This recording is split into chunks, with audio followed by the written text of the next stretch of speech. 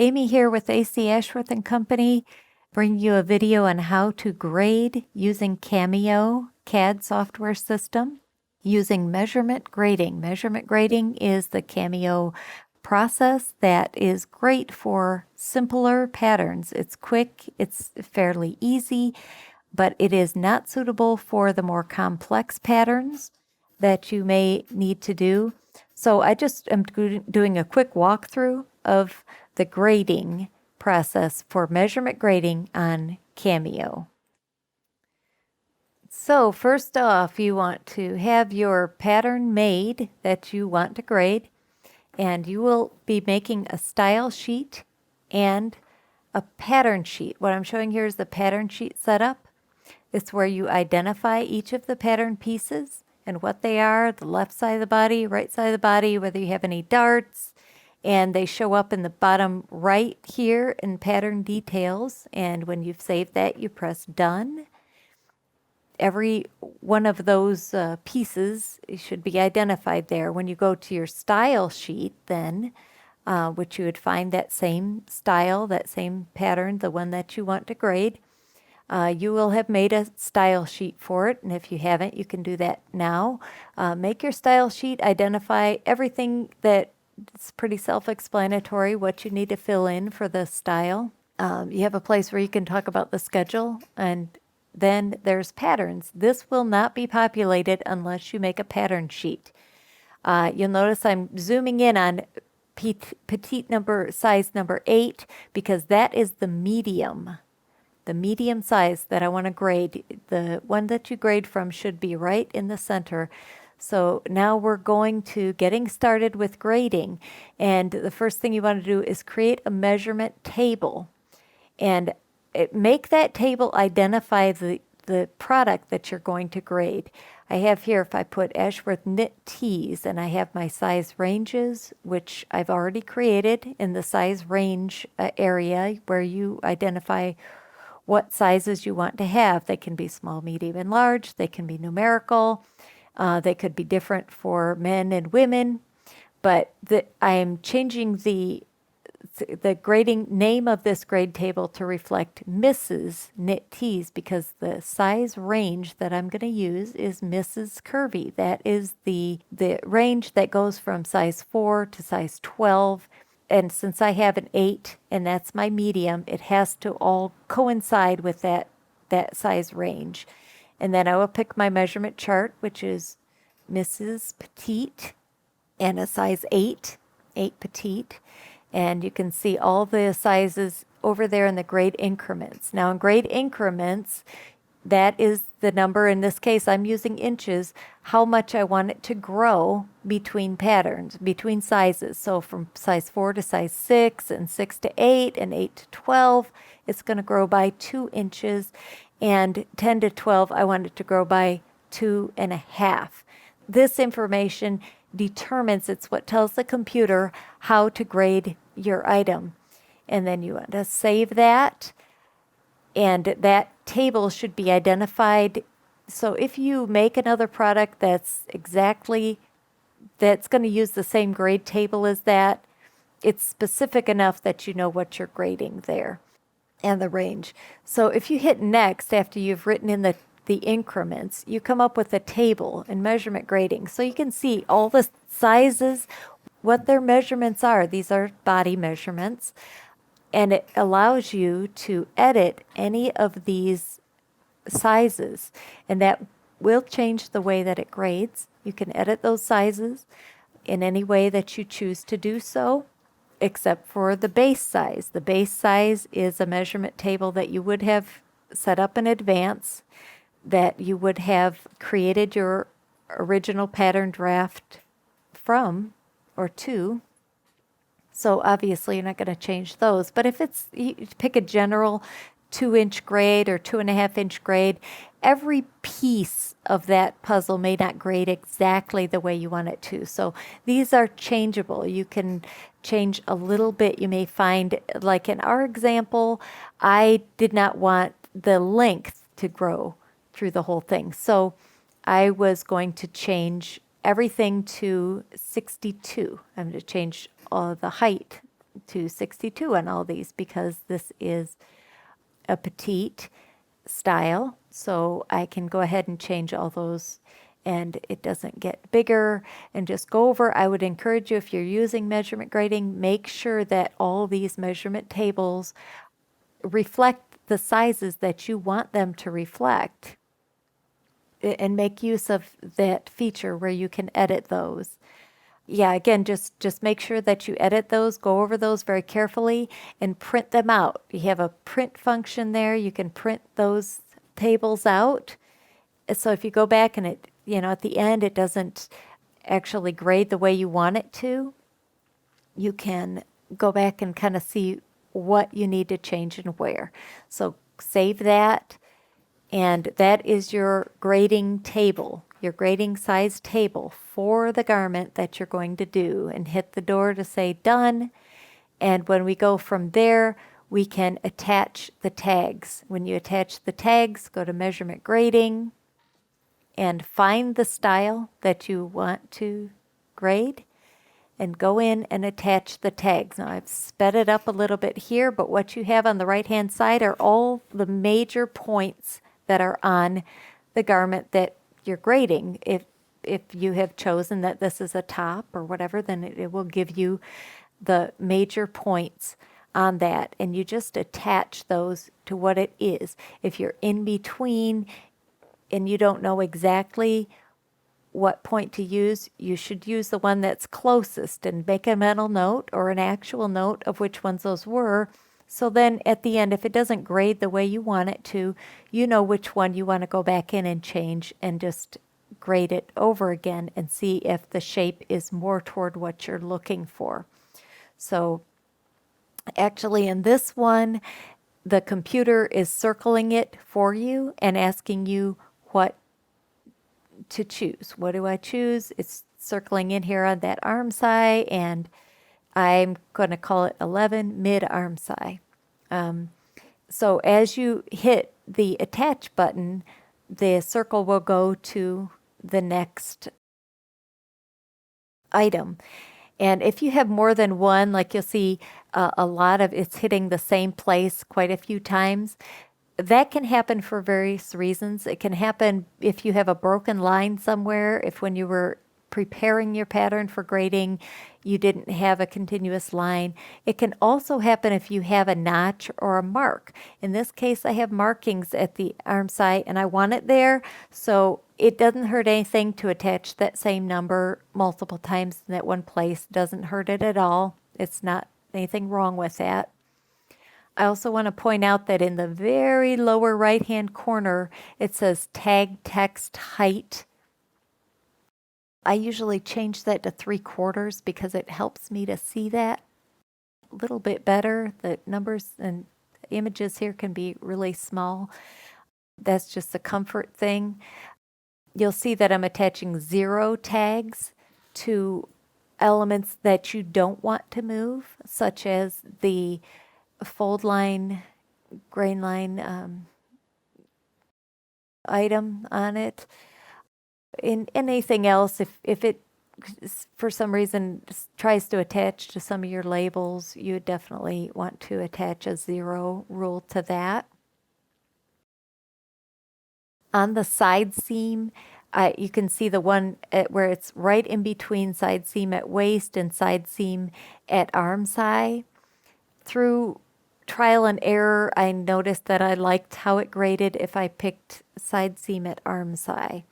So some of those, you just pick the one that's closest and see how it grades. If it doesn't grade the way you want it to, then go back and you can just change that one tag and with the other one that's closer and see how it turns out. Again, the sleeve cap at the shoulder, those are all number 1s. Now how far that goes is going to be determined on how it looks after we're done grading it. That may need to be touched up a little bit to a closer one. In this case, I have a straight sleeve that will not, I don't want it to come in at the bottom. So that's why I'm choosing the underarm, number 9 back at underarm instead of front and back bicep. If it were bicep, it would come in a little bit at the base, and I want it to stay straight, so I'm leaving that same grade rule. And that's how the computer will read it. So all the number ones are at the sleeve cap at shoulder, and how far that goes down, just kind of through trial and error a little bit. I liked it better if the number one rule came down to about where I have it here. Then hit next to go to the next item that we're grading, which this is a binding. It's cut wider and longer to match an industrial binder. So I didn't really need it to grade.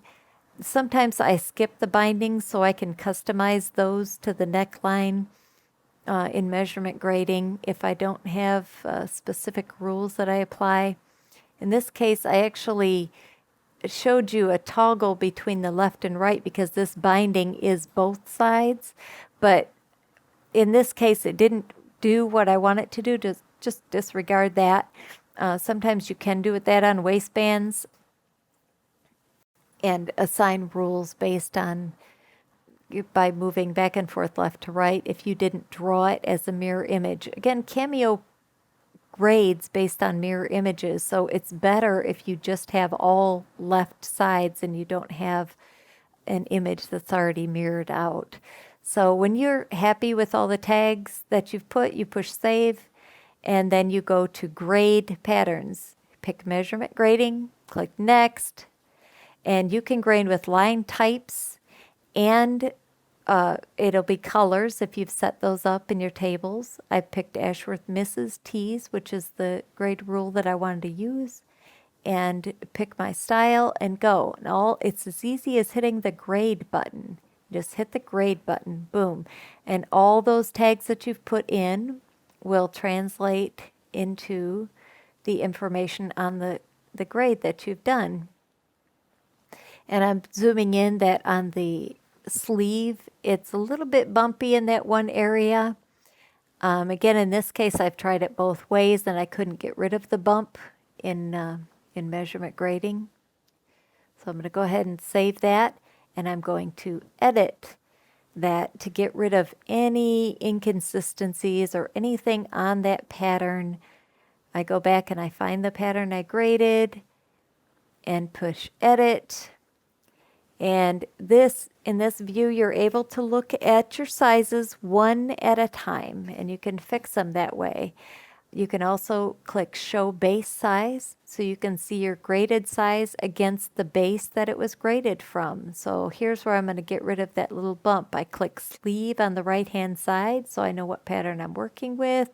Right click on the point that I want to move, I click move point, and then right click on the point that I want to move and just move my cursor down and straighten out that bump area that I wanted to fix.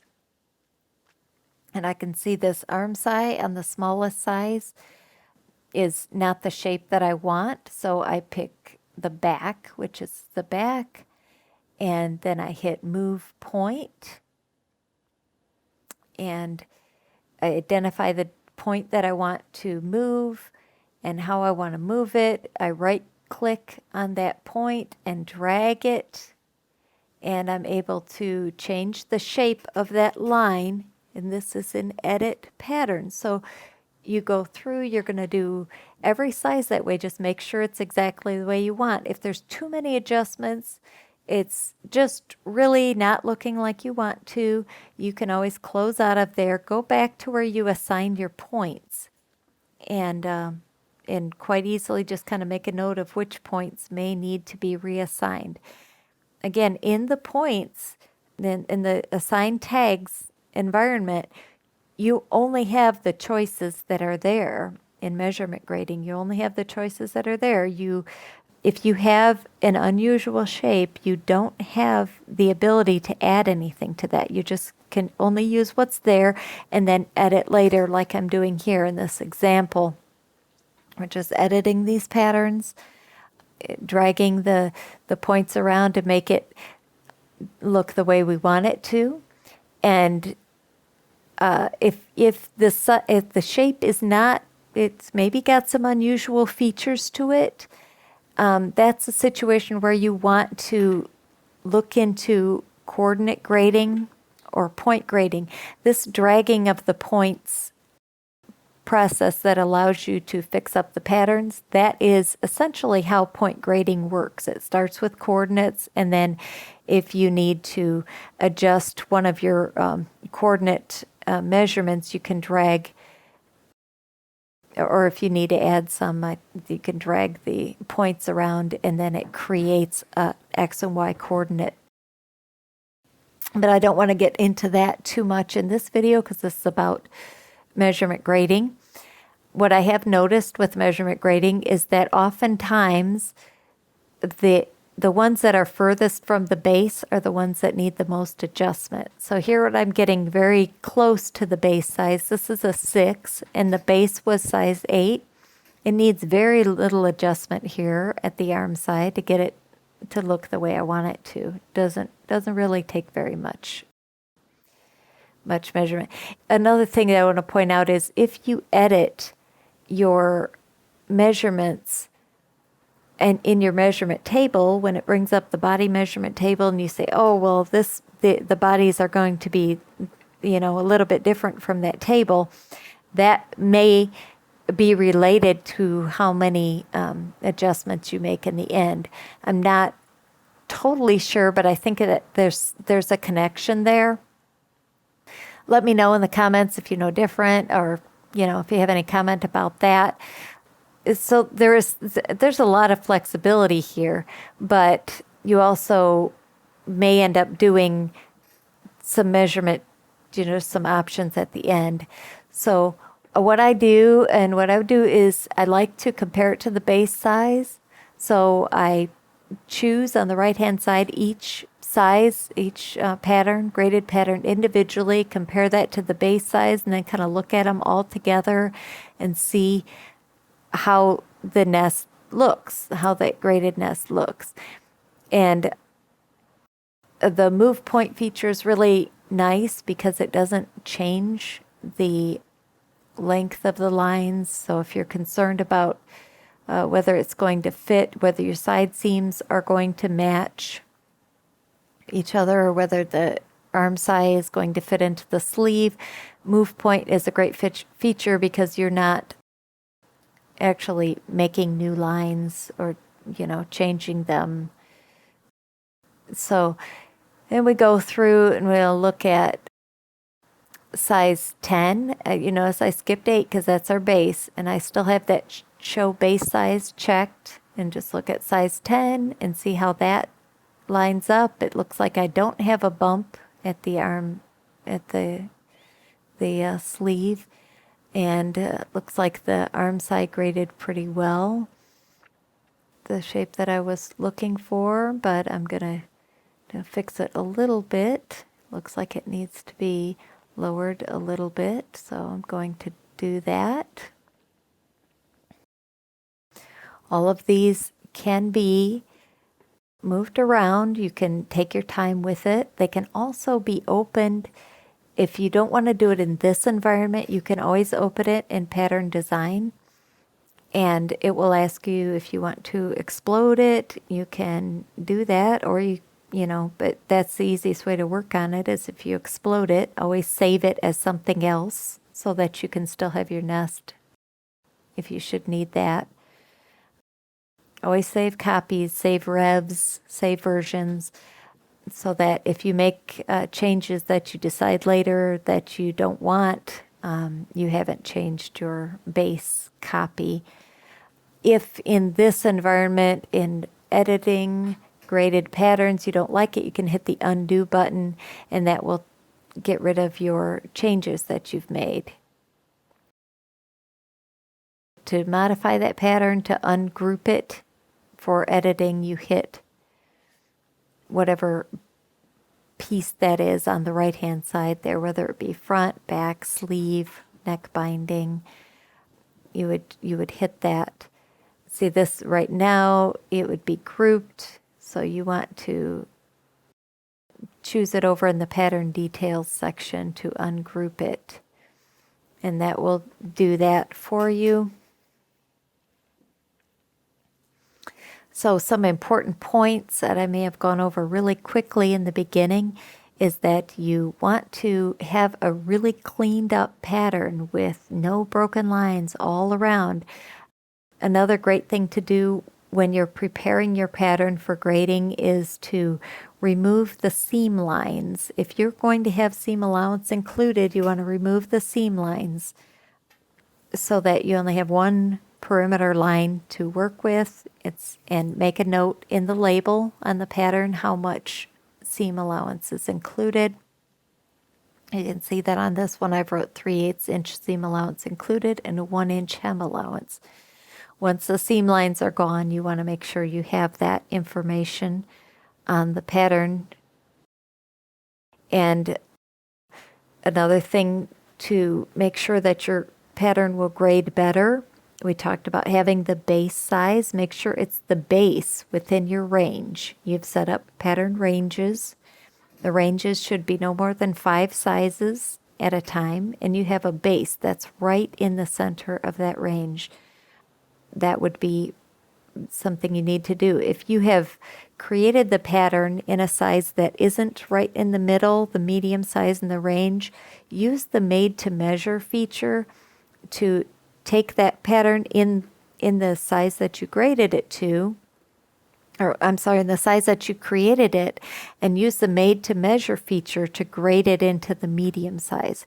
And then when you have that, you want to make a pattern sheet for that size and a style sheet also. Style sheet and a pattern sheet. So those are your preliminary steps. Another preliminary step that you want to have before you go to grade your patterns is use the delete invalid objects.